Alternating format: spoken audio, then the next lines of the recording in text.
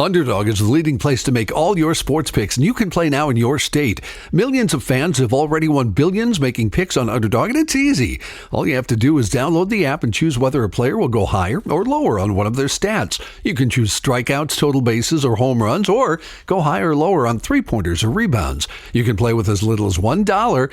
If you get everything right, you could win up to 1,000 times your money. This week, I'm looking at baseball, and as usual, Aaron Judge is my choice to go higher on the stats that involve his hitting. Download the Underdog app or go to UnderdogFantasy.com and sign up with promo code GARAGE to unlock a special offer of up to $1,000 in bonus cash when you make your first deposit. That's promo code GARAGE. Must be 18 plus, 19 plus in Alabama and Nebraska, 19 plus in Colorado for some games, 21 plus in Massachusetts and Arizona, and present in a state where Underdog Fantasy operates. Terms apply. Concerned with your play?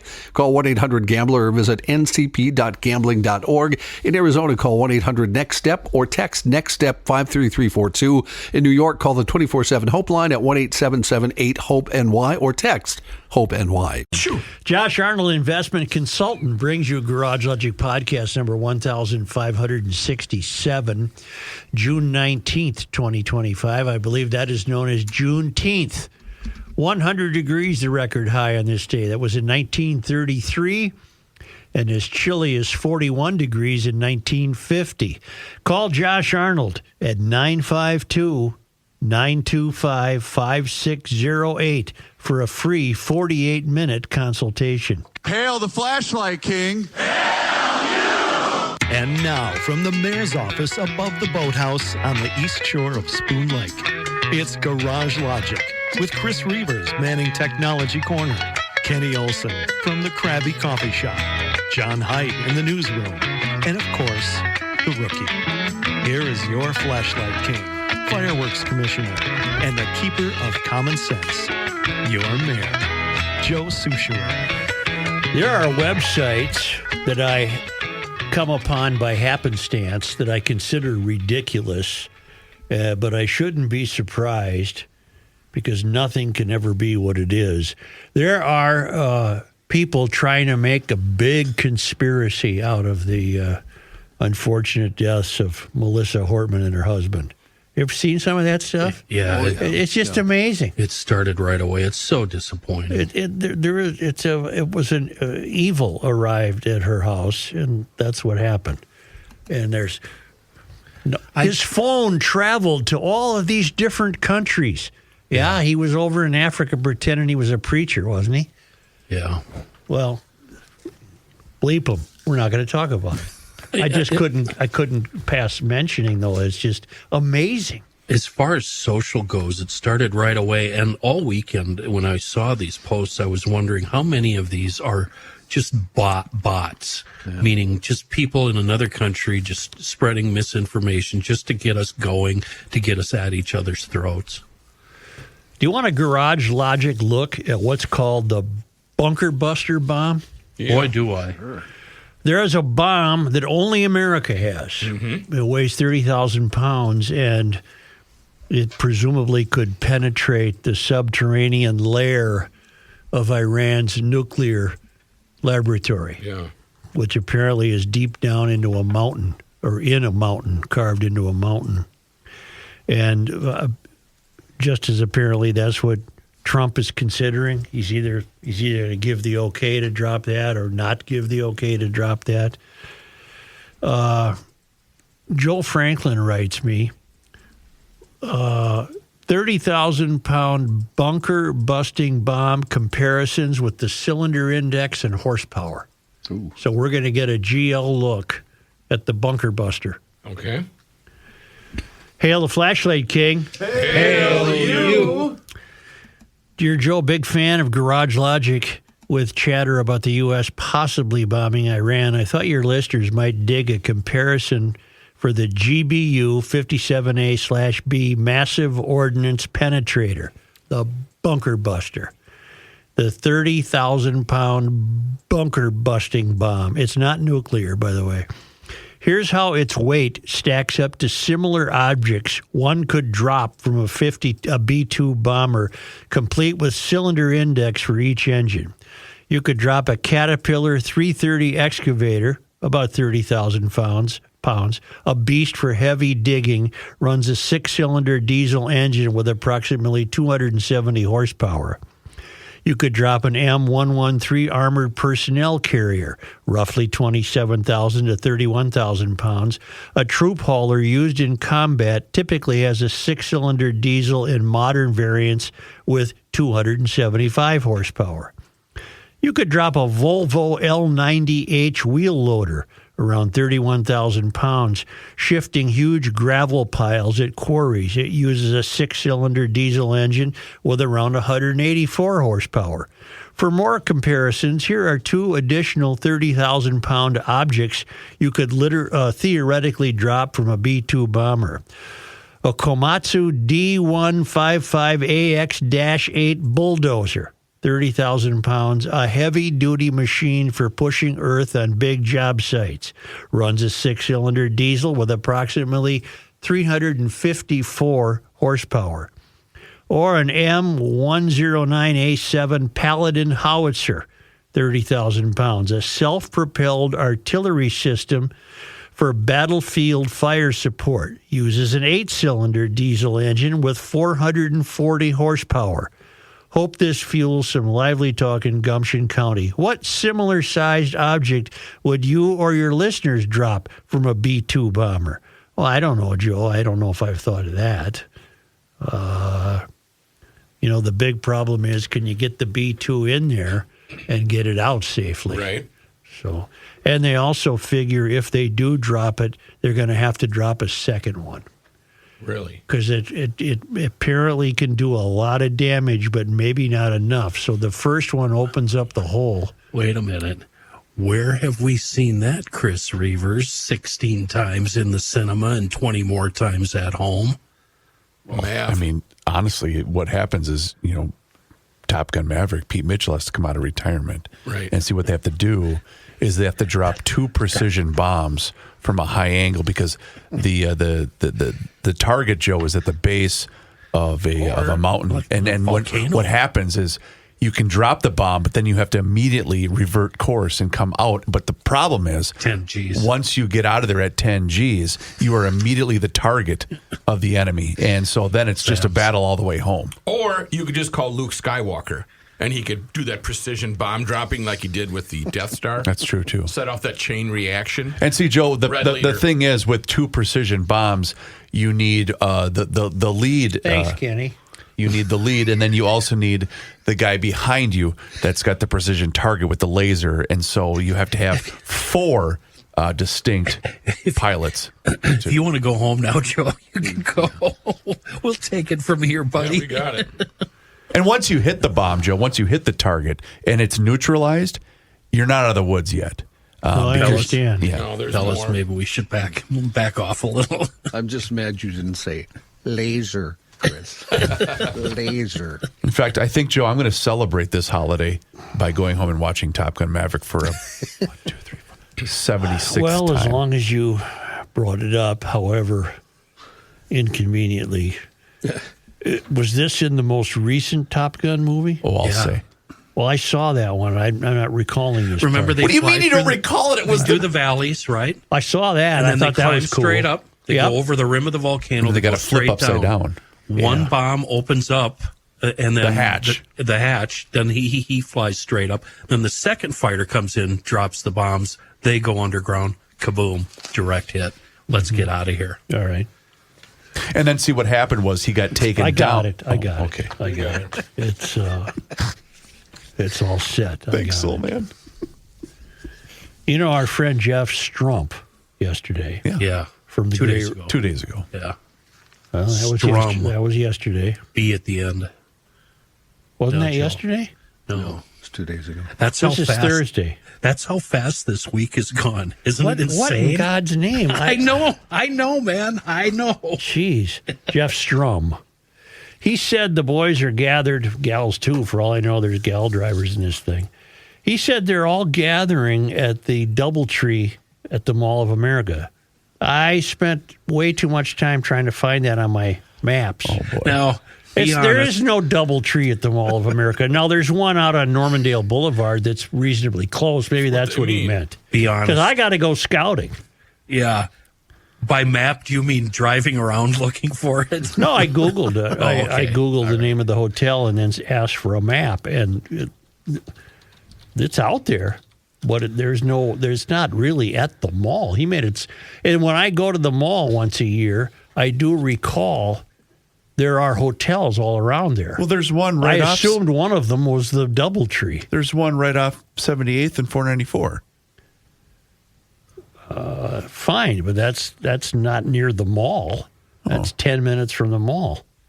That's 10 minutes further west, if I'm not mistaken. 78th and 494 run parallel, Chris. That's true. I'm sorry. You're right. Joe's right. It's off of 100 and It's 78th. Normandale Boulevard. Right. Yeah.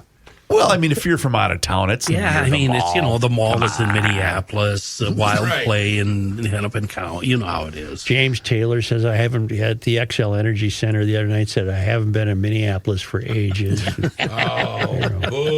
What an insult. You guys hate that over there, don't you? Well, I read the review of it, and anyone reviewing a concert in St. Paul will always mention if the performer says, I'm in Minneapolis. Yeah. Hello, If it's Cleveland.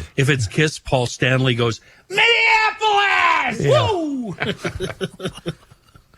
I have some well thought out notes regarding my idea yesterday that we should attempt to clean up America as a means of restoring the torn civic fabric.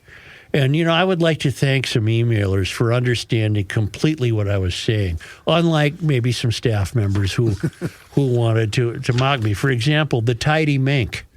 He's now calling himself the Tidy Mink. He says, I've been saying what you said about litter for years. If you keep your little corner of the world tidy, you will be happier, and it can be contagious. I like to think of it as the broken window theory in reverse. It's exactly what it is. I personally think everyone should take 30 minutes a week to pick a spot in the world they wish to keep free of trash and debris and stick with it. Because you should. Think of a clean space as a safe space. Get the jargon in there. I do like the idea of monetizing tidiness, whatever works. I propose manufacturing a TikTok trend. This ain't bad if you can only get the kids to do this. Yeah. A TikTok trend with before and after shots of, say, an urban corner or a vacant lot. Look, Ma, we're saving the planet and getting hits. Wouldn't that be cool? Although I just don't see that happening with today's youth. Sounds pretty square, actually. Yeah. Of course, we know what P.J. O'Rourke said about that. Everyone wants to save the planet, but nobody wants to help Mom with the dishes. But it isn't even about saving the planet. It's a mental health thing. Just a riffing a little here. The Tidy Mink. Well, the Tidy Mink's correct. That's all it is. It's just a bit of what is the broken window theory? The broken window theory is the loss of quality of life, isn't it? What are irritating crimes called? Quality of life issues. Yeah. Yep. And I got it. The broken window theory, developed by social scientists James Q. Wilson and George L. Keeling, suggests that visible signs of minor crime and disorder, like graffiti or broken windows, can create an environment that encourages further crime and disorder, even serious crime. Exactly what I'm talking about. It proposes that by addressing these minor issues, There you go. such as cleaning up gas stations, Yeah, it doesn't say that, but it should. communities can prevent more serious problems from developing. Amen, brother. That's what I'm talking about. I thought about you and your theory, and I was just looking for the piece. I can't find it now. When earlier today I read a piece about a fire pizza joint in Lower Town closing In St. Paul. due to quality of life issues. Yes. And I thought, we need to go in there and clean that place up. Get that Lower Town fixed up. Let's go. Stop the crime. Pick up the mess. Bring the people back. Well, if you want to get heavy, there's a real anti-mystery way to look at this. The tidiness in all things, let's just keep it to the public square. Tidiness in public suggests proprietorship. It suggests caring about something, Yeah. right? Yes. It suggests ownership. even if you don't own something, your ownership is ideological. It's the public square. You pay taxes. You have a vested interest. You're what the Mysterians call a stakeholder. But we stakeholders are not. We're not husbanding our investment. We're just as much. We've come a long way, because I've told you before, I'm old enough to remember the days when somebody pulled up to a red light and they banged their car ashtray on the street to empty 47 cigarettes. Yeah. And it was common. Yeah. It was common. I don't know why they would have done such a thing, but it was common. And so this repairing the torn fabric of the country would suggest that first and foremost, you would have to accept that part of the reason the fabric is torn is the broken glass, is the broken window theory. Okay. Right? Well, I don't disagree with you, but unless we take this further, this is a naive approach. To me, this should be step one. Now I need steps 2 through 6. What's the next step? We all take responsibility for crime in our neighborhood? Because this is a start. How are we going to snowball this? What's the next step, Such? Okay.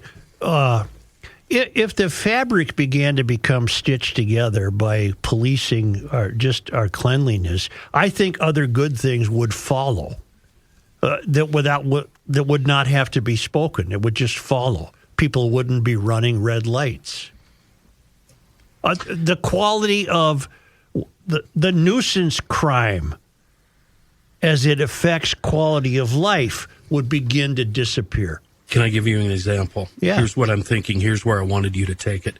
You're driving down the alley. You're driving down your block. You see your neighbor's garage door up. You know your neighbor's at home, but you don't see him. What do? Well, you go talk to your neighbor. You call him. Why is your garage door up? Your neighbor's not home? Close the garage door for him. That's what I'm talking about. You hear a car alarm in the middle of the night. You know it's Jeff's car from across the alley.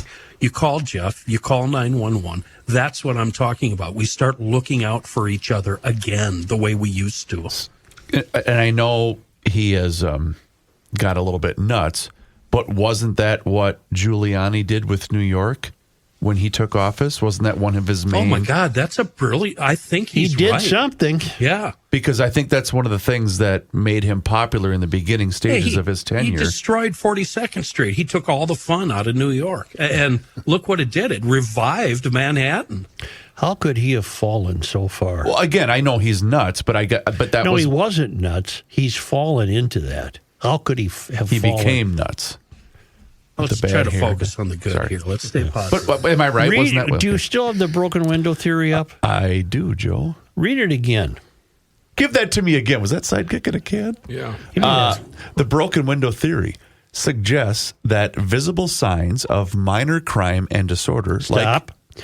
Visible signs, I would also add, of just decay, and lack of interest. Now continue. like graffiti or broken windows, can create an environment that encourages further crime and disorder, even serious crime. I find that absolutely true. That just rings true. So if you tidy up the broken windows of the world, you're tidying up everything that would follow broken windows. The theory says that visible signs of neglect or disorder, like a broken window, signal to people that the area is not cared for and that rules are not being enforced. This is all GL stuff, Joe. I'm resting my case here. Yeah, this is blowing snow for your neighbor who's on vacation. This is GL. I think GLers are already doing that. This perceived lack of control and order can embolden individuals to engage in more serious criminal behavior. The theory suggests that by maintaining order and addressing minor infractions, communities can create a sense of safety and deter more serious crime. So now we have to take politics out of it. I don't care who you voted for. I got your back.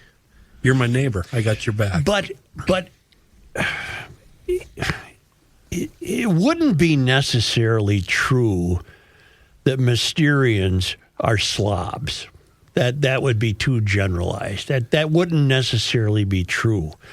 But the mystery, because of its contempt that the mystery holds for the country, I'm going back to my theory that they find the country flawed from its founding. They find that it's unjust, that it was put together by white guys, that not enough was. So they have, in my estimation, the mystery is as much guilty of there being broken windows as any other aspect of life, because the mystery does not preach proprietorship. The mystery is not concerned about property ownership. The mystery is not concerned about crime the way GLers might be concerned about crime. We're seeing it. We're seeing examples of that every day. So not across the board. No, I know. I risk. I don't mean this to be a generalization, because that can't. There are plenty of Mysterians who have tidy property. Absolutely. Yeah. But generally speaking, this.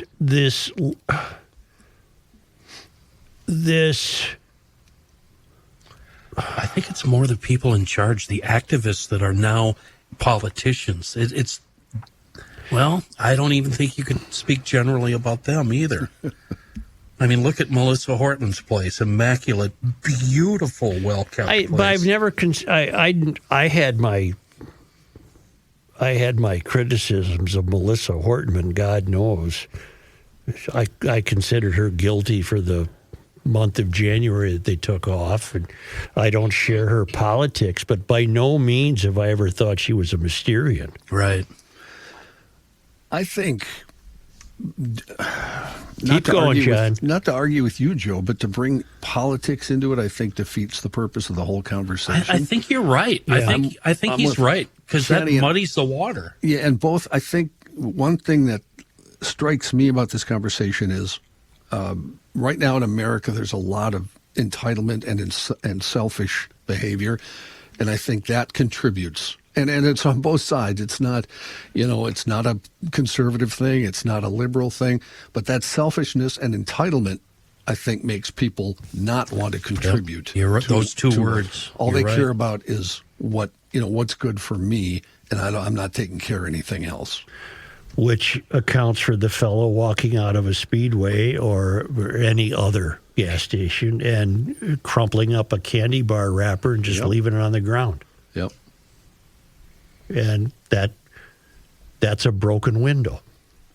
To a certain extent, that's a broken window. I don't know if we can put driving into this, but what drives me nuts in my neighborhood up here, we have a lot of stop signs. They are not mandatory anymore for most people.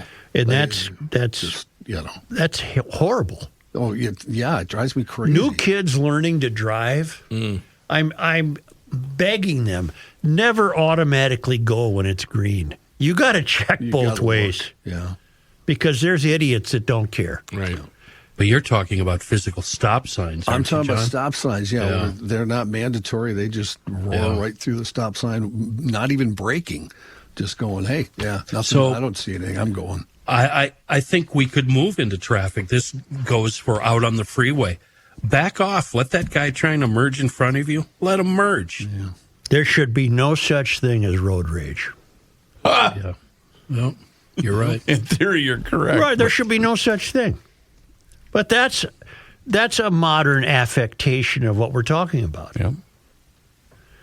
I hope your Saturday back at EcoFund Motorsports went well with that Aprilia demonstration rides, and you got a chance for yourself to see what a great store EcoFund Motorsports is, the large new store in Forest Lake / Columbus with motorcycles and electric bikes, all pre-tariff, by the way, scooters, youth recreational equipment, gas-powered youth recreational equipment, really cool stuff, water toys, winter toys, side-by-sides, you name it. Also, everything you need to go with it, helmets and apparel, and a great service department. EcoFund Motorsports is hands down the most fun recreational store I've ever been in. There's also an EcoFund in Burnsville, on the Service Road of Life near County Road 42. Either location promises to deliver great, great fun. And remember, at the Forest Lake location, there's that great big new parking lot. So there's no excuse to leave there without the perfect fit if you pick up a Scootstar or electric bike, or you got the kid up there to try a little 4x4 or a scooter. It is really, really a fantastic operation. It's EcoFund Motorsports. It's on Highway 97 up there in Forest Lake / Columbus. Highway 97 immediately west of Interstate 35. Burnsville on the Service Road of Life near County Road 42. And a great, great website at EcoFundMotorsports.com. Reavers here once again for my guy, Mr. Money Talk, Josh Arnold. Does thinking about retirement make you uncomfortable? Well, sometimes the anxiety from wondering if you've saved enough can be overwhelming. But what if I told you that you could ease those tensions in just 48 minutes? Well, Mr. Money Talk is going to be able to sit down with you and get you on the right track for your financial future. Josh has navigated it all when it comes to uncertain market and economic conditions, and he'll always provide straight talk, never sugar-coated advice on how to reach the finish line with your retirement goals. Don't let your financial worries give you an ulcer or keep you from calling Josh right now. His 48-minute, no-obligation consultation could be just what you need to feel better about your future. Call Josh today at 952-925-5608 and set up your free 48-minute, no-obligation consultation. That's 952-925-5608. Investment services offered by Josh Arnold Investment Consultant, LLC, a security investment advisor. Past performance is no guarantee of future results. All investments involve risk. All comments and opinions are Josh Arnold's and do not constitute investment advice. Chris Reavers is a paid endorser. You cannot stop him. He'll just make a move. Joe Souchere. Oh, it's so excited. You ready for slide jobs? What about a dirty slide job? Can you pull a crossover? You know how to pound the cushion? Can you use the chrome horn? What the hell is he talking about? Can you polish a bumper? Can you polish the wall? Can you give them the door, Joe? Can you drop the hammer? Can you pull the trigger? Are you wheeling and dealing? Listen, you going to go prom with that guy, or are you going to pass him? I think he's talking about Cedar Lake Speedway. It's out just over the border, hidden in the hills of Wisconsin and the farms in the Apple River. One of the best dirt tracks in the country. I'm talking about Cedar Lake Speedway and the big GL party we're having on July 12th. We're going to start the day with a very British car show. That's going to be a lot of fun. Show up whenever. We'll be there all afternoon. Oh, and I wanted to tell all you guys that are going to show up with your British car, it's going to get dusty that night. And we've got an indoor parking spot for you, so you can pull those things indoor. Your beautiful British car will not get any dust on it whatsoever, so don't worry about that. But what do you mean, an indoor parking spot? They've got a big indoor arena where they race all year long. Oh, I didn't know that. Yeah, and they're opening it up for parking for all you guys with your cars, so don't worry about that. Okay. But we want GLers to stick around afterwards. The race, the doors open at 5, racing sometime, I forgot the first race around 6. And it is so exciting. And I promise you, you'll have a good time. Bring the kids, bring the grandparents, bring earplugs for those people. They might need them. And it's going to be a lot of fun. There's going to be a special spot in the tailgating area where we're going to have some of you town council members. But I have a feeling regular GLers are going to be there too. And it's all free. You can stick around and hang out all night if you want. Racing will end right around 10 o'clock. And again, it's July 12th. Please show up anytime in the afternoon and join us for fun. And yeah, don't worry about it. They have wobble pops there. Don't worry about that. You're going to have a good time. Meanwhile, check out all the action at the website, cedarlakespeedway.com. All right, a little GL test. Reavers, do you own a grabber? Honest, it has to be an honest answer. I do not. All right, Heidt? I do, yes. Kenny? 2. Of course he does. He has 3 trucks. Yeah, I got 2. Why? Rook? Yes. Yeah, and I have 1. Okay. Okay, so only Reavers is a slob. He No, doesn't have... it's because I still maintain the ability to bend over. Yeah. Oh. Well, I don't use the grabber so much because I don't want to bend over. I do.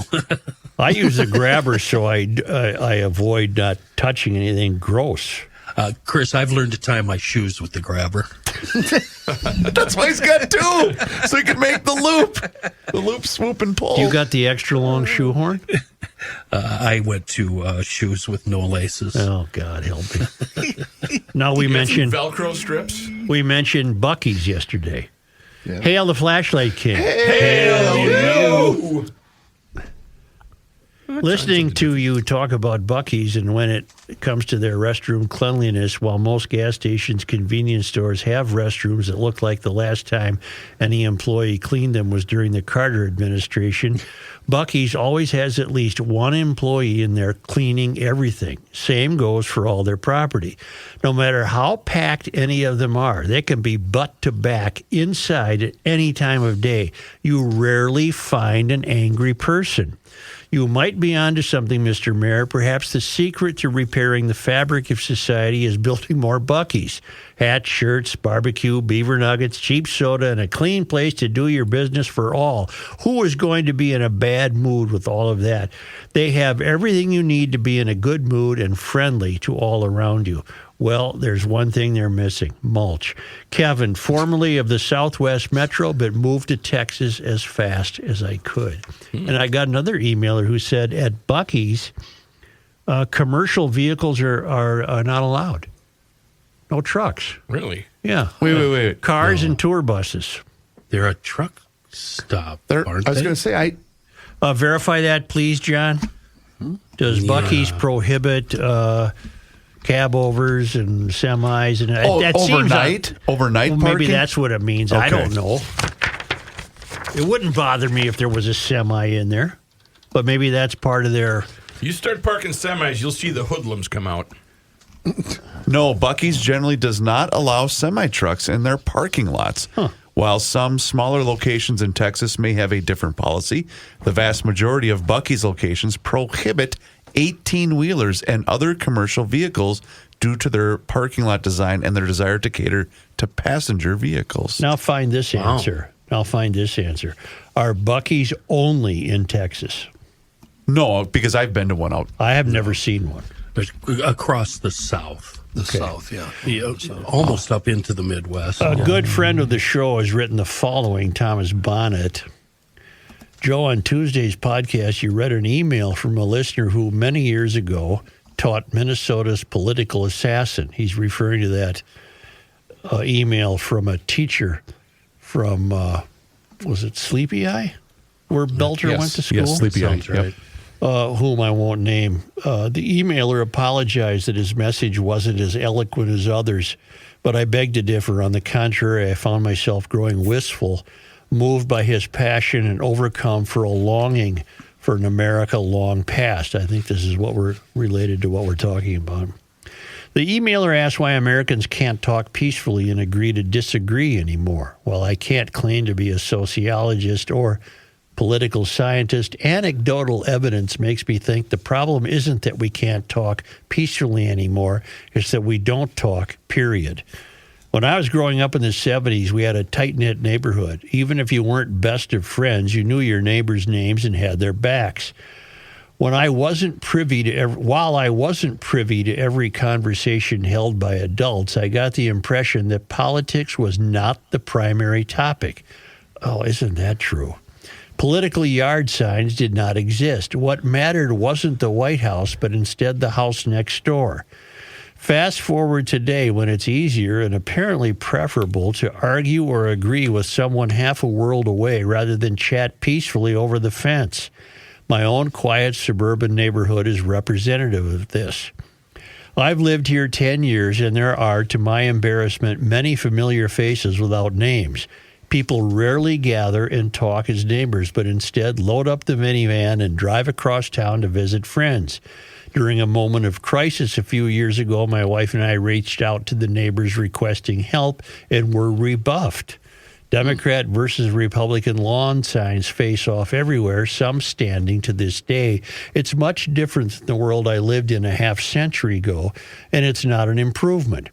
I'm most concerned about the impact this has on children. We have many kids in our neighborhood and few play together. Instead, they're bundled into an SUV and shuttled off to a location to participate in structured activities. There's a home daycare across the street from us where a parade of late model luxury vehicles line up to have their children raised by a brash woman and her 3 antisocial adult children. I realize economic realities necessitate 2-income households in many instances, but I rarely see anyone dropping off their kids who doesn't possess luxuries in abundance. Every school day we observe an adolescent boy and girl who, rather than walk 5 blocks to the local middle school, instead take a bus to the high school a half-mile away, then hop on another bus to the middle school. They walk to and from the bus stop 20 yards apart, staring at their phones. Joe, if I didn't think I'd be arrested for doing so, I would yell at them to put your phones down and hold hands, fall in love, go play, be kids. But instead, they walk in isolation, consumed by a world that doesn't exist, while ignoring the one that does. I do see children walking and biking together, but more often than not, they are staring at their phones rather than engaging with each other and the world at large. As noted in the book, The Anxious Generation, kids are lured in by influencers whose lives are a mirage, led to believe their own lives pale in comparison. It sets up an impossible standard which has destroyed our children's well-being, and Mark Zuckerberg isn't responsible. Parents who allow their children to have the world at their fingertips are. But from what I observe around me, even adults are consumed by online nonsense. It's a rare daily bike ride or walk when I'm not nearly run over by someone driving on the shoulder, phone in front of their face. And never mind our president, whom I want desperately to support, but he makes it tougher every 2 a.m. with his unhinged, all caps, rants. Getting back to your original emailer, he longs for a return to the civil, personal world we inhabited decades ago. My fear and suspicion is that anyone who remembers that world will soon be gone, and taking their place will be young adults whose only human interaction occurred via a 3-inch screen. It should be simple to turn off the phone and talk to the human who lives next door, but we've become tech junkies. I don't use that word lightly. Minnesota's assassin was apparently a wonderful young man who grew up to be a hate-filled murderer. He likely got his marching orders from someone 1,000 miles away via the all-consuming technological marvel in his pocket. The width and breadth of human knowledge is available at our fingertips 24/7, and we use it to spread hate, research kill lists, and argue about the top-down leadership while ignoring people next door in genuine need. I've never been ashamed of and fearful for my country, if not my species.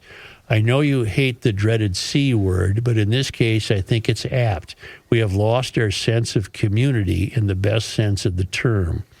It's incumbent on those who lived it to bring it back, lest it disappear from our consciousness forever. Good luck, Tom from St. Paul.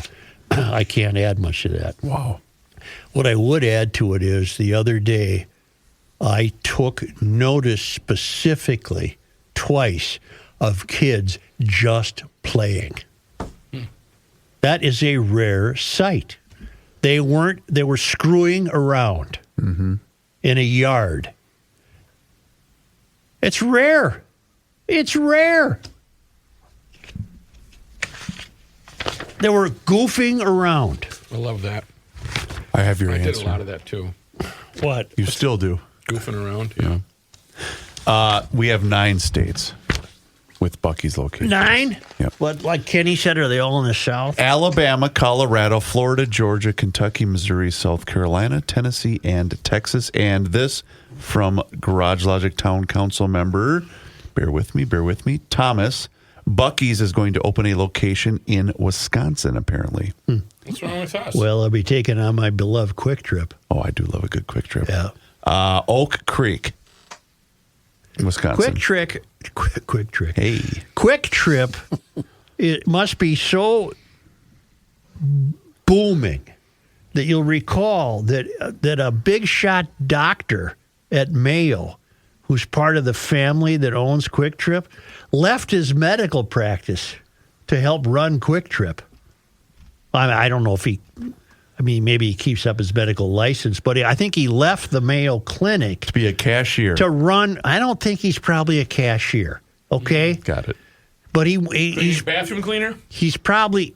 Never mind. Let's take a break here, you idiots. Well, no, that is interesting. Well, no, it isn't, because if it was interesting, you wouldn't have been a buffoon, and you wouldn't have either. Very interesting. Since we're giving props to Quick Trip and the likes, I want to give props to somebody who you might not believe is good, but they really are.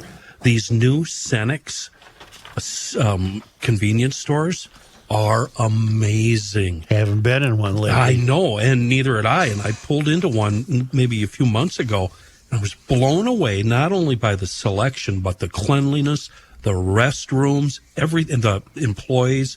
Everybody was happy. Everything was nice. And I've definitely started going now to Cenex convenience stores. One emailer noted that by monetizing this, I was telling young kids, put your business proposal to get together, get some video, contact the corporate offices for Speedway in Irving, Texas. An emailer suggested that some of the charitable shelters in town should take that on, that they should organize a group of guys who have nothing to do. Good idea. And begin to do that. I think that's a great idea, too. Why don't we return with John Heidt? We can. But first, well, are you going to do it the right way? Let's talk about our presenting sponsor for tomorrow's Back to the 50s broadcast at the Great people? Minnesota Get-Together. Joe, we are nuts. Those people are nuts. Not just the nuts people, but we are nuts. And wearenutsmn.com is the website. I'm actually on the website right now. What do you see? They have a store locator, Joe Soucheray, where you can find the We Are Nuts entire distributorship. And it's cool. Fratelloni's is obviously a big carrier of We Are Nuts. I didn't see the nuts in there. When were you at there? My Fratelloni's on Grand Avenue in St. Paul. Let me see. We got them at Como, Minneapolis. The end caps are coming. All right. So that might be a developing situation. But they got them pretzels. Oh. Well, what do you call those things? You mean the direct competitor of We Are Nuts? They're not a competitor. They go great with nuts. Well, I probably should have kept my mouth shut. Probably, but that's okay, Joe. You're trying to participate in the ad. Because you're nuts. Right now, if you go to any Lunds and Barley's locations from right now to Wednesday, June 25th, you get $2 off. That's right, $2 off. And they're good for you. They are good for you. $2 off these nuts? Nuts are good for you. No, we are nuts. Oh, we are? We are nuts. I know we are. The original toffee peanuts are a big hit. I love the wasabi selection, by the way, too. But go to their website. The Maple Bourbon Toffee Almonds were a big hit with the sales staff as they loaded up on the tour. Yeah. wearenutsmn.com. That's the website, by the way. It's a great snack, and it's fresh roasted daily at their location in Northeast Minneapolis. I had the chance to tour it a couple of weeks ago, and it was fantastic. But if you go to their website, you can order your own selection of We Are Nuts. You can tell, and also look at their entire selection of great snacks. wearenutsmn.com. If you place your order, if you stop in, say hi to the crew and let them know that you heard about it on the Garage Logic podcast. This is Patrick Ricey for the Canopy Group. As you set out to explore Minnesota this summer, just know this. There are 234 cities in Minnesota with populations over 2,500. The Canopy Group has customers in all but 7 of those. Why is this fact important? Because the Canopy Group's experience in these Minnesota cities gives them a unique edge in providing you the comprehensive home and auto insurance options you want. Remember, the Canopy Group offers 16 insurance companies for a reason, to help match your specific situations, including your zip code, with an insurance company that meets your needs. This is done for you every year because your specific situation may change. It is also true that the insurance company's appetites that you're with now might change as well. The experience working throughout Minnesota provides thousands of Canopy Group customers with peace of mind, knowing that the Canopy Group is working for you. To learn more, visit thecanopygroup.com today. The Earth is not your mother. The Joe Soucheray Show. Okay, now you know very well I've been talking about this Cowboy getaway, and it is going to be at Tombstone Monument Ranch and Cattle Company. But did you know this? We have the whole ranch to ourselves. Oh, boy. Escape With Us Vacation has done a great job, Teresa and Maria. EscapeWithUsVacations.com. You don't have to be an experienced rider. Beginners are very welcome. It's totally casual, a fun little trip to the Old West. Gathering around the campfire, sing some songs, eat some beans. Hey, Cookie, how about some more beans? But it is fun. Sing some songs around the piano in the saloon. Play some cards. Just old-fashioned fun. So get your friends together. Reserve your rooms today. The Bordello has not been snatched up yet, and neither has the Wyatt Earp. And if riding isn't your thing, you can relax in the pool with mountains in your view. It's truly something for everyone. The trip to Tombstone Ranch. Get your rooms reserved today. You can go to escapewithusvacations.com. They will help you, and they are just thrilled. It's a 4-night package. You got round-trip air on Sun Country and breakfast, lunch, and dinner daily. It's Escape With Us Vacations. Again, they're online at escapewithusvacations.com. Or if you want to go ahead and give them a buzz, just dial 651-788-4338. Yes, sir. How long would your companion to your left here last with a sing-along at nighttime at the Dude Ranch? 99 bottles of beer on the wall and 90 Jimmy Crack corn, and I don't care. I would pay to see it. Well, you can, guys. Go to escapewithusvacations.com. They're filling up fast. It's in September. Come on, Joe. Let's go to the sing-along. You know what I'm thinking about doing? You're coming? And I don't mean to take away from your experience, but next summer I want to drive to Alaska and then get on a float plane and go see Dick Prenicke's cabin, which is open to the public. Oh, really? That'd be cool. Yeah, that would be a good trek. Yeah, I'll set up Teresa and Maria, and you can lead lead the tour. I should talk to her about that. Yeah. Here's John Heidt. Thank you, Joe. This news brought to you by North American Banking Company. The University of Minnesota Board of Regents voted Wednesday to cut 7% in academic spending and increase tuition for fiscal year 2026. The budget proposal passed in a 9-3 vote. This will be the largest tuition hike in more than a decade. Doug Hobsch, who sits on the U of M Board of Regents, said during the meeting, not everyone's going to be happy with this budget. That's part of being an elected official. That's what we have to do, but it's our job and obligation to deliver a budget that's balanced and fair as possible. Tuition hikes would impact undergrad students at each campus with an increase range of 4 to 7.5%. It will increase for grad students across the board, 6.5% for residents and 7.5% for out-of-state students. So the answer to declining enrollment, let's jack up the prices. Wow. Hennepin County Attorney Mary Moriarty wants to prosecute the case against Vance Belter before the U.S. Attorney's Office does, according to a spokesperson for her office. Both offices announced charges against Belter on Monday for the killing of House Speaker Emerita Melissa Hortman and her husband Mark and the shooting of Senator John Hofferman and his wife Yvette. But acting U.S. Attorney Joseph Thompson said, my expectation based on prior cases is the federal charges, the federal case, will be litigated first. A spokesperson for Moriarty said she has asked the U.S. Attorney's Office to let the Hennepin County Attorney's Office pursue murder charges against Belter before the federal government prosecutes its case. The sentences carry significant different meanings. The federal charges bring the possibility of the death penalty, which is not an option at the state level. If there would be, by some odd chance, an acquittal after whichever trial is first, the second trial could still take place. Starting Monday, the parking lots at Boom Island closing at 9 p.m. in an effort to increase safety in the area following a fatal shooting.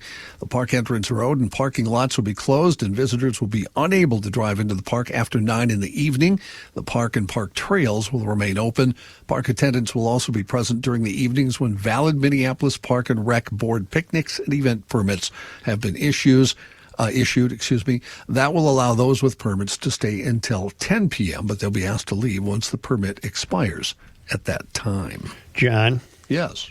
In the book we both read, Fever Beach, the good guy, Twilly Spree, you'll recall, he goes nuts when he sees litter. It just occurred to me. Yeah, you're right. I wonder if there was some thought running through Hyacinth's mind about that. because he's witnessed Florida become just trashed over his lifetime. I'm sorry to interrupt. That thought just occurred to me. No, I'm surprised neither one of us thought of that sooner, actually. Yeah. Really? So, speaking of parks, safety concerns in Crystal will cause a park to close down starting as we record this in about an hour, 2 o'clock on Thursday. Becker Park reportedly planned to be the location for what's called a park takeover event, according to the Crystal Police Department. And those events, according to police, result in a number of criminal charges generally, including assault, riot, and trespassing. The police said in a statement, unfortunately, we're taking this proactive step to prevent any of the injuries. Does that get the horn? Yes. Okay. Damage and criminal activities that have occurred with the takeovers at Becker Park. The park closing at 2 o'clock today and remains shut until Friday. And the Minnesota Office of Cannabis Management marked a huge milestone yesterday, issuing the state's first ever cannabis business license. Hey!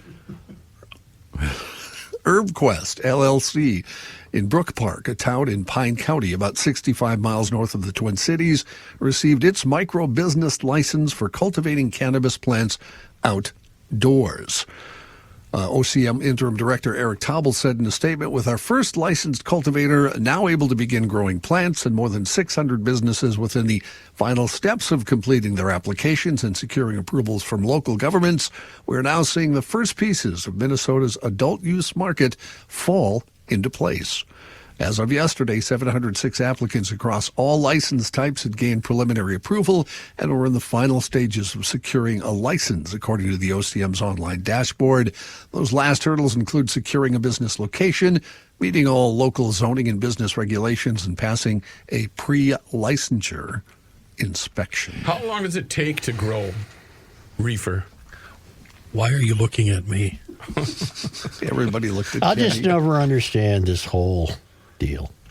But so these big farms, does it just grow? You plant it in May and in August it's ready? Something like that. It's dependent on the sun cycle. So if you're growing it out, well, this is the old seed. Evidently, the new seed is completely different, and you can start and finish a plant rather quickly in about 10 weeks. But the old days, it would be dependent on the sun cycle. It needs 12 hours of sunlight and 12 hours of darkness to flower. All I want to know is, where's the anti-smoking crowd? This stuff will kill you as much as a Marlboro. That approach isn't going to fly. I don't get it. For being such a novice, you're quite educated there. Mr. I don't know anything Olson. about it, Matthew. What I want to know from you, though, if you were going to open up a dispensary or a business selling this stuff, would you just call it dope? Would it just be dope? It would be the dope store. Dopes are us. Dope City.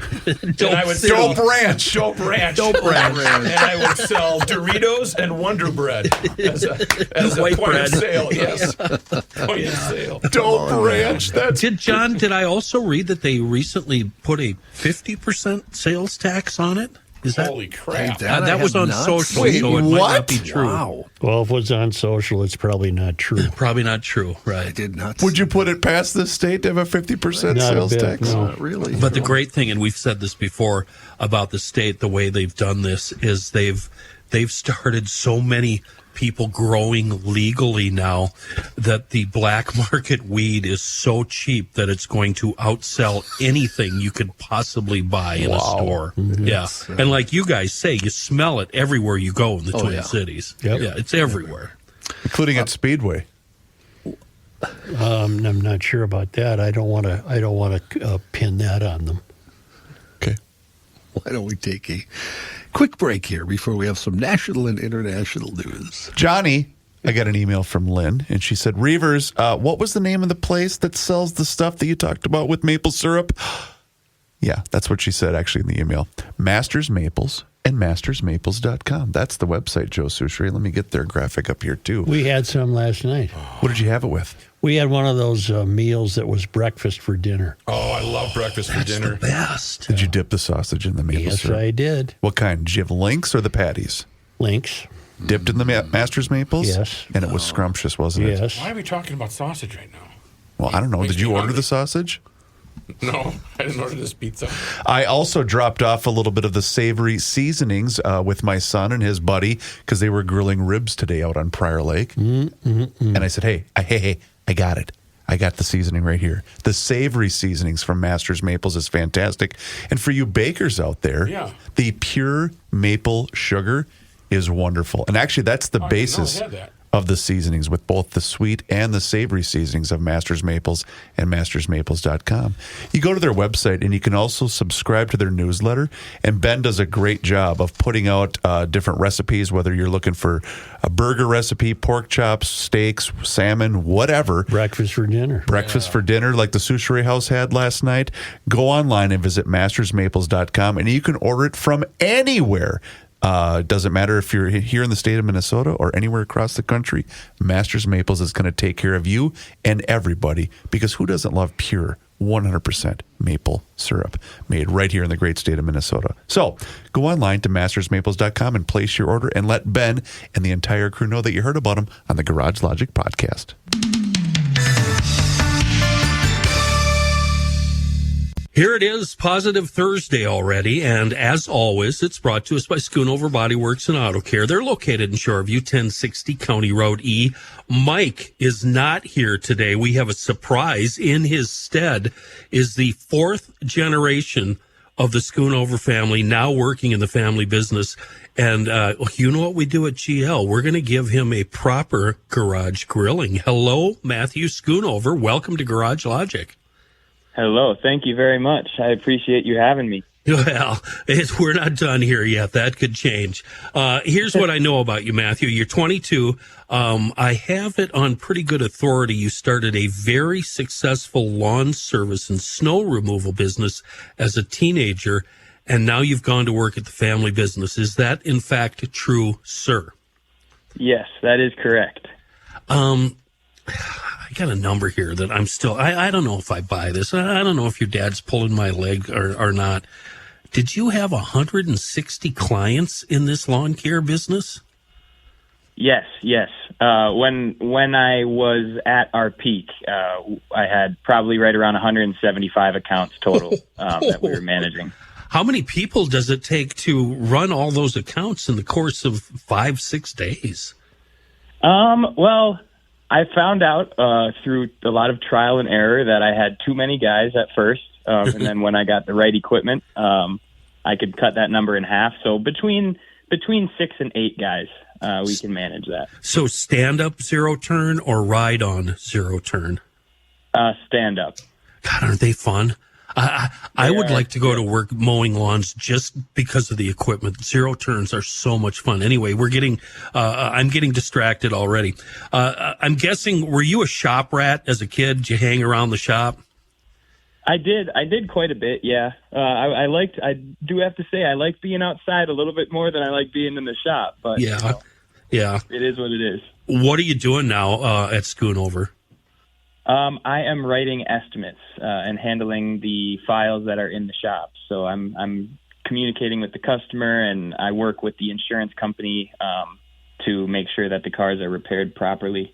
So I still got a lot to learn yet, but things are slowly coming together.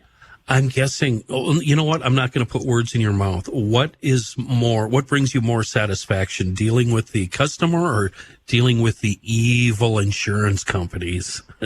Oof, I don't know. I mean, there is a satisfaction in dealing with insurance companies that can't tell us how to fix a car. Yeah. But I do have to say, I mean, when you get to see a happy customer, nothing beats that. Yeah, and you guys do it so perfect. You guys place that car where it's visible from County E, so when you're pulling up, you're like, oh my God, there's my car. So you guys know immediately how to put the customer in the good mood when they're coming to pick up the vehicle. That's not by accident, is it?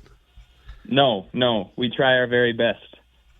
So I got to ask, what are the plans? What are you doing here, buddy? You're 22. What are we going to do? Oh, that's a great question. I'd be lying to you if I said I had a great answer for you. But I don't know. I mean, I've always liked business, and that's why I wanted to start my own. I know that this has always been an opportunity for me, but I a part of me just didn't really want to jump on board right out of high school. I knew that I didn't want to go the college route. Yeah. And I wasn't sure how to navigate that. But I wanted to try and give my own business a shot. And I still do operate the lawn care on a smaller scale. We have 60 accounts now. So we still cut grass on a weekly basis and do spring and fall cleanups and stuff like that. But that's just for fun, I guess, on the side. But yeah, so I don't know. I wanted to give it a shot, and I gave it a shot, but it's not what I want to do long term. Well, that makes sense. And I understand keeping your fingers in the lawn care business. That's a gratifying thing to own a business. I do have one very, very important question, and this is going to shape what the GLers think of you. This is the question that you are going to be judged by. Everything you've said to us so far is pretty cool, and I think we can all get behind you. Do you know what a cylinder index is? I did not until about a few days ago when I was briefed on the subject. What, sir? Now, in order to be a proper, upstanding, card-carrying member of the Garage Logic family, your cylinder index has to match your age. You're 22, correct? Correct. What are we looking at for cylinders? Talk us through it. So I was told that cylinders are anything with a cylinder, correct? It does not have to be a vehicle? No, it can be on the shelf. It can be a chainsaw, weed whip, lawnmower. It can be an unused cylinder if you've got engines laying around. The only stipulation is it has to be fired by diesel or gasoline, a fossil fuel. So then my cylinder index would be 22 then. So it looks like I'm right on the money. You're right on the money. All you have to do is go out and buy, I don't know, another car, another lawnmower, or weed whipper, anything before you turn 23. That's fantastic, Matthew. Yeah. Well, I think you pass. I think you're one of us. You're definitely a GL or Skoonover Body Works and Auto Care. Started in 1938 by your great-grandpa. And I think we all agree the future is in good hands with Matthew. The family-run business, that's what we're all about at Garage Logic. And that's just another reason why Skoonover Body Works and Auto Care is the official shop of GL. They are, if you ask us, they're the best in the biz. Website is SkoonoverBodyWorks.com. Matthew, it's been a pleasure. Thank you. Thank you very much. I appreciate you having me. It's the end of the world as we know it, and he feels fine. Joe Souchere. In some national and international news, at least 30 U.S. military planes have been moved from bases in America to Europe over the past 3 days. Flight tracking data reviewed by the BBC Verify has shown. The planes in question, all U.S. military tanker aircraft used to refuel fighter jets and bombers. According to Flight Radar 24, at least 7 of those stopped off in U.S. air bases in Spain, Scotland, and England. The flights come as Israel and Iran continue to exchange strikes after Israel launched an operation that it said was to destroy Tehran's nuclear program. U.S. State Department said yesterday it's restarting the suspended process for foreigners applying for student visas, but all applicants will now be required to unlock their social media accounts for government review. The department said consular officers will be on the lookout for posts and messages that could be deemed hostile to the United States, its government, culture, institutions, or founding principles. John, we have to interrupt you. Yes, sir. Emergency call to the lake detective. Now you're just putting news in the bank, Johnny. Lake detective, this is an emergency reaching out to you, sir. Are you on a case? We just got off a lake. We were scuba diving in Ojai County looking for a starry stonewort. All right. And our investigation revealed that there's starry stonewort there, but it is way down compared to last year. So we will continue the investigation as we go. Lake detective, on the news last night, I heard fishermen on Lake Minnetonka uniting in opposition to a DNR plan to chemically address the lake for weed control. The fishermen are very worried They're not so much that the chemicals will kill the fish, but they're worried that the fish will disappear because if you get rid of the weeds, they have no place to hide or live or conduct themselves the way fish do. And I thought we need to get a hold of the lake detective. I need your opinion, sir. Yes, that's a critical question and comes up occasionally. Herbicides are registered by the EPA and are considered to be safe. They've done a risk analysis and everything else, and they are certified to be okay. However, what is not quantified is the uncertainty associated with herbicide use. And the fishermen are correct. If you take out too many plants, fish habitat will certainly be altered and could change and could affect the fishery overall. However, out in Lake Minnetonka, they are treating primarily the invasive species, curly-leaf pondweed, Eurasian milfoil, and they are harvesting maybe some of the native plants.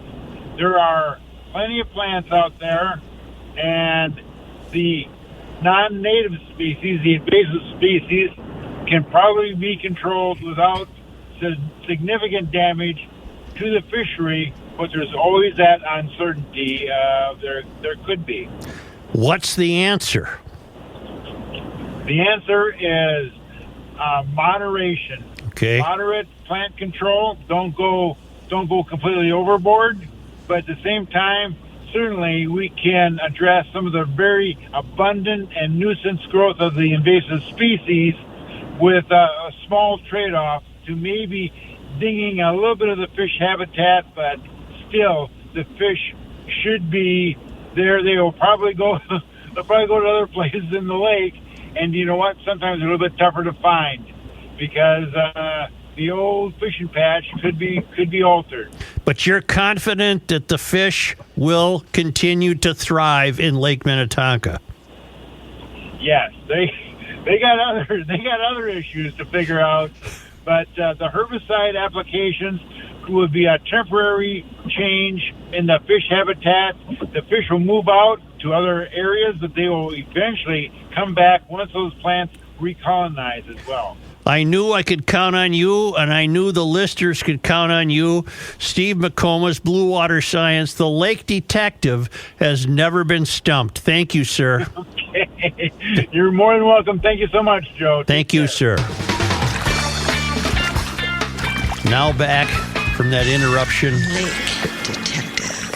in the John Heidt newscast. Thank you. Thank Steve you, is- sir. He's always in such a good mood, isn't he? Well, I he's love got the greatest job in the world. When he shows up at the fair, I Yeah. just, it's all smiles Yeah. for me because he's so The only much fun. show in the country that has a lake detective. President- Exclusive rights That's to the right. lake That's right. detective. That's yes. right. President Trump has extended the deadline for another 90 days for TikTok's parent company, ByteDance, to sell the short-form video app to an American owner. This morning, the president signed an executive order granting a third extension for the Chinese company to sell the video platform so it can continue to operate in the United States. Here's what I don't understand about this story, and Joe, I know you'll be able to help me with this. The main complaint about TikTok is that they're harvesting data from all of its users, correct? Yeah. And the point is, well, if it's one of our own people that's harvesting the data, we're thank okay you. with that. Thank you. But everybody does that. Yes. Not just social media. Everybody. That's what Have you heard of cookies? Yes. I can't help you. Okay. All right. The immigration issue with workers, again, is confusing now. Farmers, cattle ranchers, and hotel and restaurant managers breathed a sigh of relief last week when President Trump ordered a pause to immigration raids that were disrupting those industries and scaring foreign-born workers off the job. Well, that didn't last long. Yesterday, Assistant Secretary of the Department of Homeland Security, Tricia McLaughlin, declared there will be no safe spaces for industries who harbor criminals or purposely try to undermine immigration enforcement efforts. Worksite enforcement remains a cornerstone of our efforts to safeguard public safety, national security, and economic stability. Stories of the disruptions were shared with the president, members of his administration, and lawmakers in Congress. And last Thursday, the president posted on Truth Social, our great farmers and people in the hotel and leisure business have been stating our very aggressive policy on immigration is taking very good long-time workers away from them, with those jobs being almost impossible to replace. With the flip-flops of the past week, businesses, especially ag-related, say they're not sure how things are going to get done because workers, once again, are afraid to show up on the job and no one else is taking their place doing that work. Well, he's not getting rid of anybody who cleans his golf clubs. Once that struck home, he had a little change of heart. Yeah, well, unfortunately, it changed back now, though. I know. That's the problem. Lou Christie has died. No. For you youngsters, yeah. Lou had 3 top 10 hits in the 1960s, including the wonderfully fabulous, yes, that's editorial comment, Lightning Strikes, which hit number 1 in 1965. Lightning strikes again. It sounded just like that. I can't get my voice as high as Lou Christie. We know. Yeah. He's been a popular performer at oldies concerts for the past couple of decades. Christie was 82. Last week, remember, Sly and Brian Wilson were also 82. Is this guy big enough to be the third? No, he's. I don't know any of his songs. Would I know any of his songs? Lightning Strikes was a huge hit. Was a big hit. Number one. Hit number one.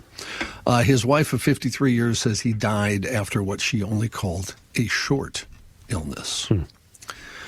Wait a minute, not to change the subject, but for John and Joe, tell me the singer of the song Car Wash. I have no idea. Rose Royce. Is there any way I can stump you? I believe John? Rose Royce was actually a band, though, Kenny. I don't think it was an actual singer, was it? I don't. All I know is I looked up the song Car Wash, and I thought it was going to be like, I don't know, Commodores or somebody like that. And it was a band or a person called Rose Royce. Rose Royce. Okay. I know why you thought of that song, Kenny. Because you are on Twitter. I sent a tweet today to our friend Joe Souchere, who has yet to respond because I don't think he knows how. That dash cam video was fantastic. What do you mean remember? You sent me a tweet? I get texts. Well, that rests my point right there. Go ahead, John. Continue with the news. Another story from, not shockingly, Madison, Wisconsin. An apartment occupant reportedly used tequila to marinate a home-cooked turkey Sunday evening. That caused the oven door to blow open in the midst of cooking. Wow. According to the Madison Fire Department, the 911 caller said they were cooking a turkey in the oven for 8 minutes. The oven door suddenly blew open.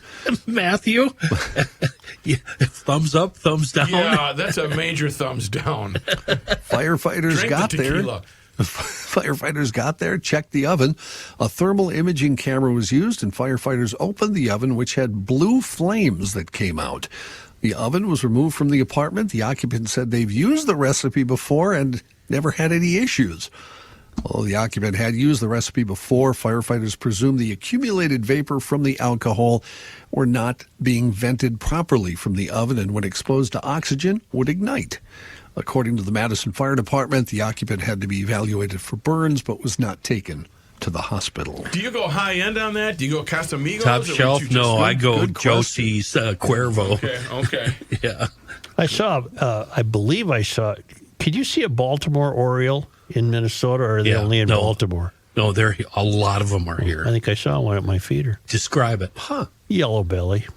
Small. Should be orange. Yeah, a little orange on the tail there. It was yellowish. Yeah, it was orange. You didn't see it. That's not a Baltimore Oriole. One more, John? Sure. Let's go with this one. Go with that kicker. Wait a minute. What was that perplexed look, John? I just... for me? Yeah. The bird thing, it amazes me that, I don't know, I don't get into it, but you guys, as you get older, just appear to really like to watch birds. The hummingbird feeder went up. I could sit there for hours. Just hours. I put mine up, and the squirrels promptly took it down. You got nasty, skitty squirrels. Yep. A vicious legal battle has erupted over Jimmy Buffett's $275 million estate. I thought he was a billionaire. 275. 275 million. That's nothing. I thought he was a billionaire. Okay, Joe. I'm going to need all that. Well, not in the celebrity circles he was in. I thought he was a billionaire. I'd call that doing all right. Well, I'm sure it's fine. Yeah, they weren't missing any meals. Right. His widow and his accountant are filing lawsuits against each other, seeking to remove each other as co-trustees of the trust containing the singer's holdings. The widow, Jane Buffett, is angry with the way her husband's estate's been managed since his death about 2 years ago and has filed a petition trying to oust the co-trustee, the accountant, Richard Mosenter. She complains the marital trust set up by the singer, who built a musical empire off his persona and infectious, often self-deprecating country rock, is producing far too little income, she says. Mrs. Buffett asked a judge in Los Angeles Superior Court to appoint an independent third party to replace Mr. Mosenter. Her petition accused Mosenter of failing to provide her with basic information about the trust's assets and finances, keeping her in the dark with regard to the state of her own finances. The complaint also said that Mosenter had belittled, disrespected, and condescended to Mrs. Buffett. That's when you talk down to people. Right. As a result, the majority of the net worth of his widow is controlled by someone she does not trust and to whom the trust for her benefit must pay enormous fees. More than $1.7 million she paid in fees to the fella last year. And Mr. Mosenter filed his own lawsuit in Palm Beach County, Florida this week, asking the court to get rid of Mrs. Buffett as co-trustee. His suit said there was a trusted financial advisor to Buffett for more than 30 years and that he was also the singer's business manager. He claimed that during their partnership, Buffett expressed concerns about his wife's ability to manage and control his assets after his death. The singer was careful to set up the trust in a manner that precluded Jane from having actual control, the lawsuit said. Other than serving as a non-controlling trustee, Jane, it said, has no ability to manage the trust. Well, I hope they work that out. Why don't we return in just a moment? That didn't sound very sincere. I hope it works out for Nice them. anchor talk. We need to send out an APB because I need an update from Stacy, the GL geologist, about how her appointment went with Hofferman Water and Connecticut. I didn't know she made an appointment. She did, and I need a follow-up to see what type of system that she just decided to go with. Geologists need good water. Everybody needs good water, That's Joe. right. That's the beauty of it. But your first step, do what Stacy did. You got to get on that schedule, and you have to have them come out for that free water analysis. And you can do that one of two ways. Call them directly at 612-895-2440 or visit their website, which is hoffermanwater.com. You go on that website, and you can see every single water treatment system that they have to offer, whether it's a water softener, maybe an iron rust and odor filtration system, or a brand new drinking water system. Either way, you can see every single one online at hoffermanwater.com. And when you get on that schedule, they're going to give you this thing called a water score. Would it be pronounced Haferman? I'll take that up with the with the I crew. mean, look at the spelling. Well, the owners are the Hofferman family. All right. And I believe that's how they pronounce it. Well, if they pronounce it that way, that's the way to pronounce it. Would you like me to inquire about that spelling? No. If they're saying Hofferman, then it's Hofferman. Okay. Oh, be quiet, Sushirai. All right. Oh, he's got you there. Once again, 612-895-2440 or HoffermanWater.com. Hofferman Water has been proudly serving the state of Minnesota for over 50 years. Do me a favor and mention that you heard about them on the Garage Logic podcast.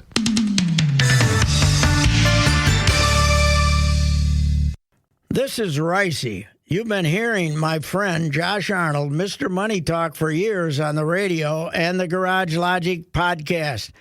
With summer coming on, I strongly recommend you sit down with Josh for your no-cost, no-obligation, 48-minute consultation on your investments, including your IRA and 401k. You can benefit from Josh's years of experience navigating different market and economic conditions, and he'll always give you straight talk, not sugar-coated advice.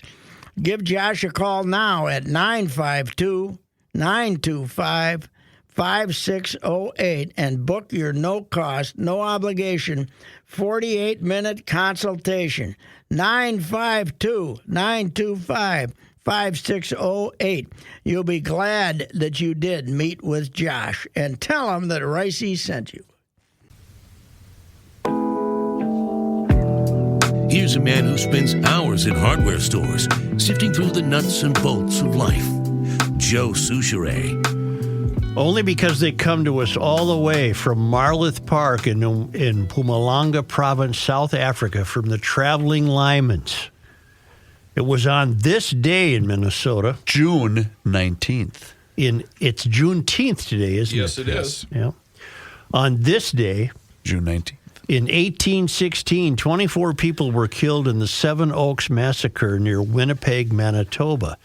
The battle was between members of the Selkirk colony and a group of Metis people hired by the Northwest Company to prevent settler colonists from destroying the fur market. The colony's founder, Thomas Douglas, the 5th Earl of Selkirk, owned a large interest in the Hudson's Bay Company, a rival to the Northwest Company.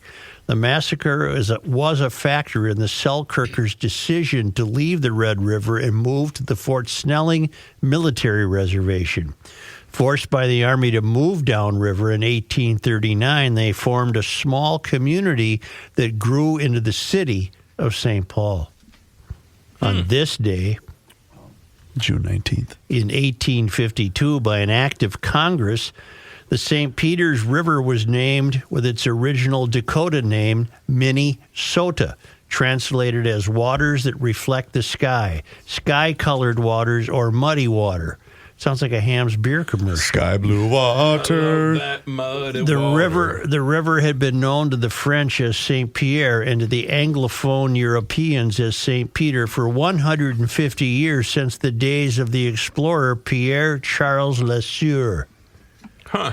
On this day, on June 19th, in 1873, the first graduation ceremony for the U of M was held at the Academy of Music in Minneapolis to honor the two graduates, Warren Eustace and Henry Williamson.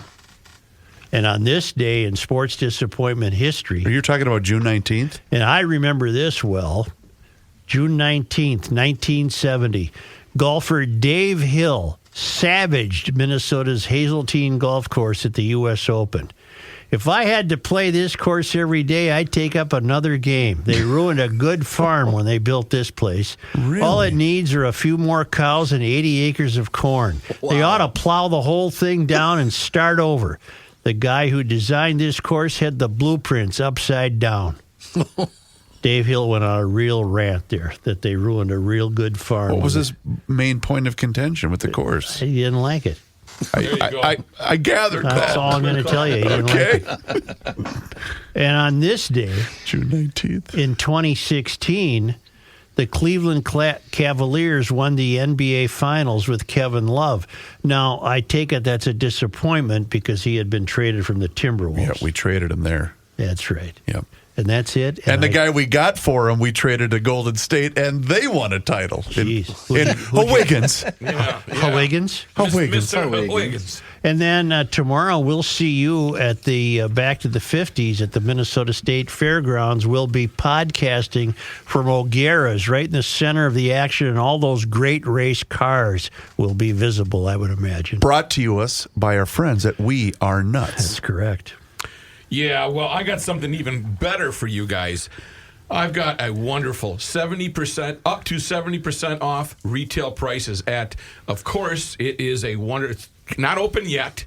It is the GarageLogic.com keyword auction. We got this online summer auction, Twin Cities Savers, and let me see what we got. Zero-turn lawnmower, string trimmer, leaf blower from Tri-State Bobcat, e-bikes and a generator from EcoFund Motorsports, airport hotel stays. Ooh, at the Intercontinental for your next getaway. I'll see you there. Golf simulator rentals.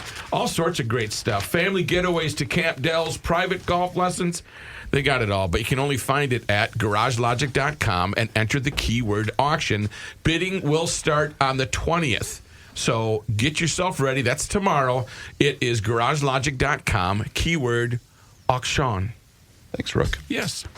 Do us a favor if you haven't done so already. Join the thousands of subscribers for the Garage Logic YouTube channel. That's right, Garage Logic has a YouTube channel, and you can watch the show each and every single day starting right around noon, and that gives you the ability to interact with the show live. and argue with us. Yes. It's a lot of fun. Yes. Yes. You can What's also Kenny's see Twitter name. I know, right? MSP_traffic. Speaking of Twitter, you can follow us along on all of our social media channels, which includes Facebook, Instagram, and Twitter, as Joe just mentioned. And sign up right now for the Daily Logician. That email comes right to your inbox each and every single day, and it includes the most recent episode of the podcast. You can find out more and sign up right now at the website, which is, of course, garagelogic.com. Sure. It is time once again that we check in with our guy, Mr. Money Talk. Josh Arnold is with us once again right here in Garage Logic. And boy, oh boy, now is the time for you to do the same. So do not delay. Do exactly what I did and pick up that phone and dial 952-925-5608. That number once again is 952-925-5608. When you call that number, you're going to get Josh. And he is there for you for that free, yes, I did use the word free, 48-minute financial consultation with absolutely zero obligation. And he will always give you the straight talk. He will never give you the sugar-coated advice. And he is on the line with us once again right here in Garage Logic. And boy, Josh, I know you're a sports fan. $10 billion? $10 billion, Chris. $10 billion. And when I see that number, I'm just thinking of the scene from the movie Twins with Arnold Schwarzenegger and Danny DeVito. Danny DeVito finds this device, and he calls the phone number, and they say, well, give us this device. We'll give you $5 million. And Danny DeVito's jumping up and down, $5 million. I'm going to get $5 million. And the Bus family, Jeannie the Bus, is jumping up and down. $10 billion. $10 billion. Mark Walters is going to give us $10 billion.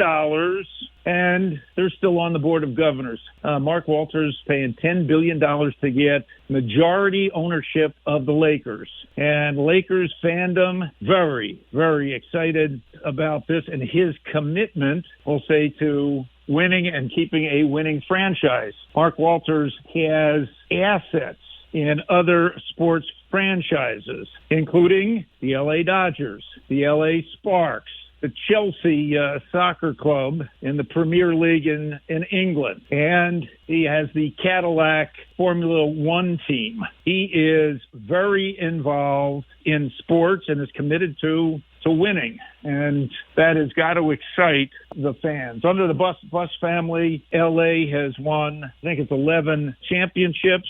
And that, to me, is a lot. Probably second to the Boston Celtics, who were recently sold for only $6 billion.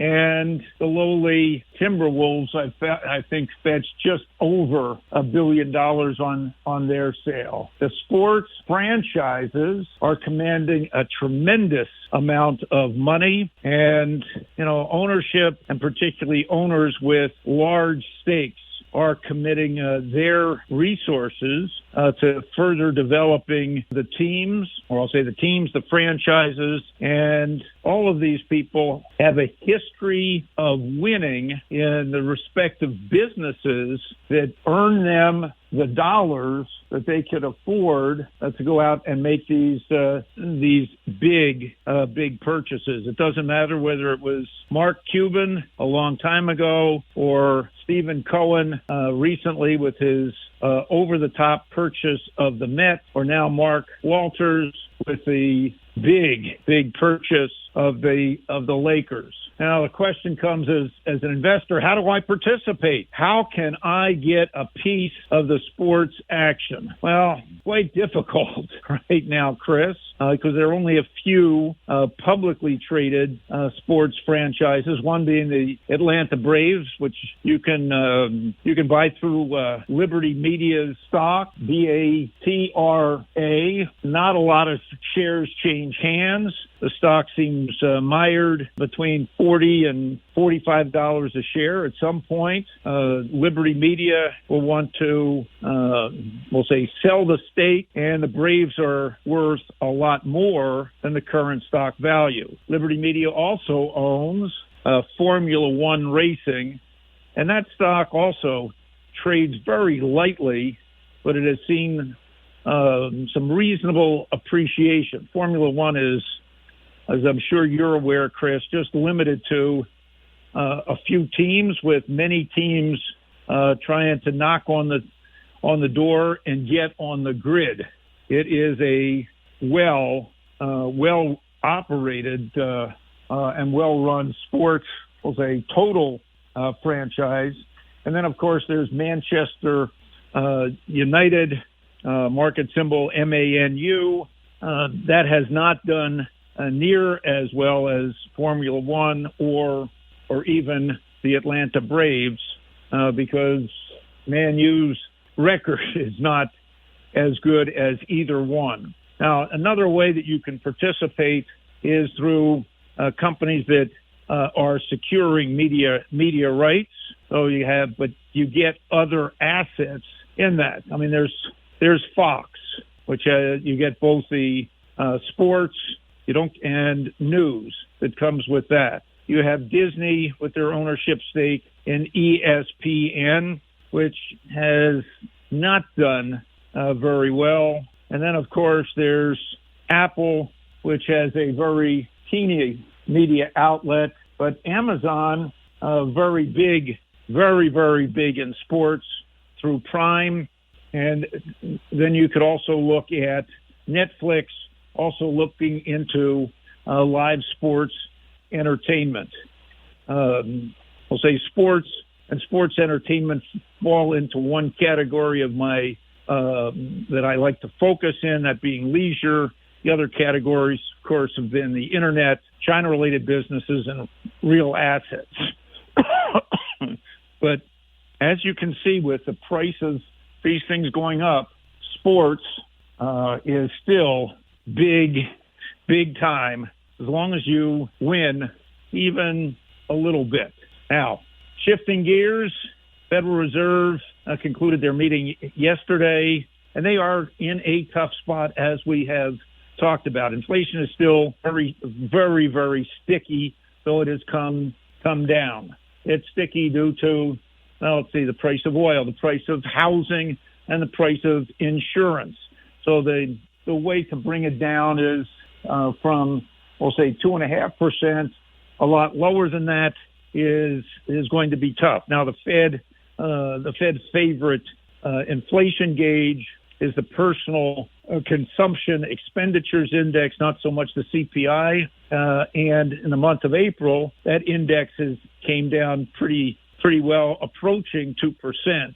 And that did get the president calling for the Fed to start cutting interest rates drastically. But the Fed has become very data dependent, and the data is backwards, not forward looking. So in comments made during the conference call, the Fed chair said that they have the tools to act when necessary, but with the economy still relatively strong, they want to exercise patience, and they are concerned about the inflationary impacts of tariffs, and at the same time, they're still very, very concerned with the employment picture. My guess is sometime later this year, and maybe in the next few months, as we approach, I'll say, the start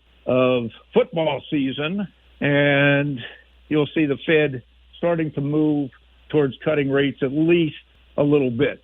I'll say if inflation is a little bit stronger than anticipated, is not necessarily going to happen right away.